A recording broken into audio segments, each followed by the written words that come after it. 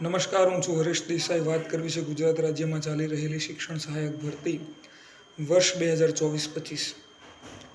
મિત્રો, આપણે જાણીએ છીએ કે નવી દ્વિસ્તરીય માળખા પદ્ધતિમાં આપણે સૌ પ્રિલિમ્સ પાસ કરીને, જેમાં 70 માર્ક્સનો ક્રાઇટેરિયા હતો 200માંથી, જે નેગેટિવ માર્કિંગ પદ્ધતિ હતી, એમાં 70 માર્ક્સવાળી પ્રિલિમ્સ આપણે પાસ કરીને મુખ્ય પરીક્ષામાં પહોંચ્યા. મુખ્ય પરીક્ષા જેમાં આપણે એક્ઝામિનેશન આપી, એમાં નિયમ એવો છે કે ભાઈ 120 માર્ક્સ લાવવા, જે 200 માર્ક્સના પેપરમાં 60% લેખે ગણવામાં આવે. પરંતુ જો એવી સ્થિતિ આવે કે ઉમેદવાર ન મળે તો મેરિટ 120 માર્ક્સથી ઘટાડી શકાય, 60%થી ઘટાડી શકાય.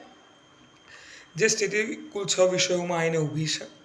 લગભગ ગુજરાત રાજ્યના ખૂણે ખૂણેથી ભરૂચ, અંકલેશ્વર, સુરત, તાપી, વલસાડ, કચ્છ, કાઠિયાવાડ, ગીર સોમનાથ, દ્વારકા, વિદ્યાર્થી મિત્રો, ગુજરાતના ખૂણે ખૂણેથી લગભગ 1000 જેવા ઉમેદવારો છે જે છેલ્લા 8 મહિનાથી વિદ્યા સમીક્ષા કેન્દ્ર, શિક્ષણ મંત્રી, માનનીય મુખ્યમંત્રીથી લઈને શિક્ષણ સચિવ, ભરતી નિયામક સુધી દરેકને અરજીઓ કરી રહ્યા છે કે તમે મેરિટ ઘટાડો અને 1000 જેવી ખાલી જગ્યા ઉપર ભરતી કરો.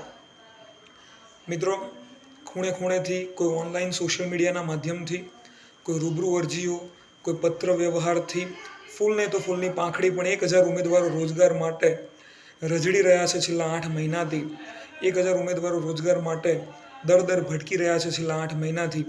પણ આપણને મળ્યા શું? માત્ર વાયદા.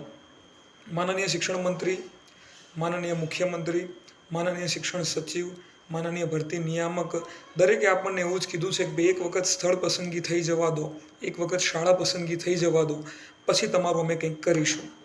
આપણને જે આશ્વાસનો મળ્યા છે, પણ આજે સ્થિતિ એવી આવી છે કે આશ્વાસનો ઉપર આપણે જ્યારે આખરી મુલાકાત કરી ગયા અઠવાડિયે ઓગસ્ટ મહિનામાં, ત્યારે આપણને એક એવો જવાબ મળ્યો કે હવે આપ જે છેલ્લા 8 મહિનાથી અપેક્ષા લઈને અમારી પાસે આવો છો એ મુજબ અમે પાલન કરવા માટે સહમત થતા નથી.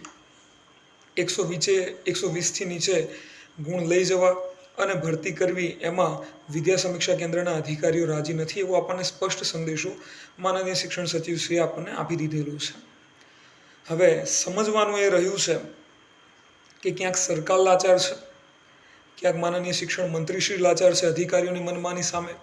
શું 1000 ઉમેદવારોને રોજગાર નહીં મળે?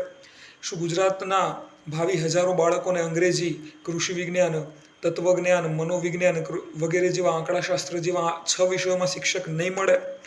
શું કાયમી શિક્ષકોની ભરતી કરવામાં માનનીય અધિકારીઓને રસ નથી? શું આમાં કોનો અહંકાર નડે છે?